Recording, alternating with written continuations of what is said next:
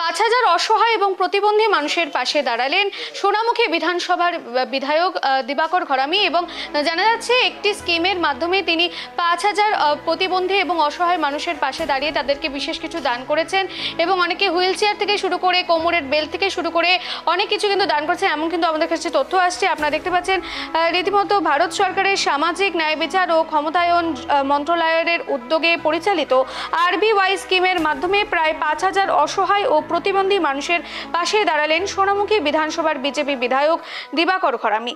রবিবার Sonamukhi BJP BJ high স্কুলে জানা যাচ্ছে প্রাঙ্গণে যখন একটি আয়োজিত একটি বিশেষ শিবিরে ১,০০০ জন উপভোক্তার হাতে হুইল চেয়ার, কোমর বেল্ট, শ্রবণ যন্ত্র অর্থাৎ কানের মেশিন সহ বিভিন্ন সহায়ক সামগ্রী তুলে দেওয়া হয়। যে খবরের দিকে নজর রাখছিলাম, প্রায় ৫,০০০ অসহায় ও প্রতিবন্ধী মানুষের পাশে দাঁড়ালেন সোনামুখী বিধানসভার বিজেপি বিধায়ক দিবাকর ঘরামি। রবিবার সোনামুখী BJ হাই স্কুলে প্রাঙ্গণে আয়োজিত একটি বিশেষ শিবিরে প্রায় ১,০০০ জন উপভোক্তার হাতে কিন্তু হুইল চেয়ার, কোমর বেল্ট এবং শ্রবণ যন্ত্র অর্থাৎ কানের মেশিন সহ বিভিন্ন সহায়ক সামগ্রী তুলে দেওয়া হয়।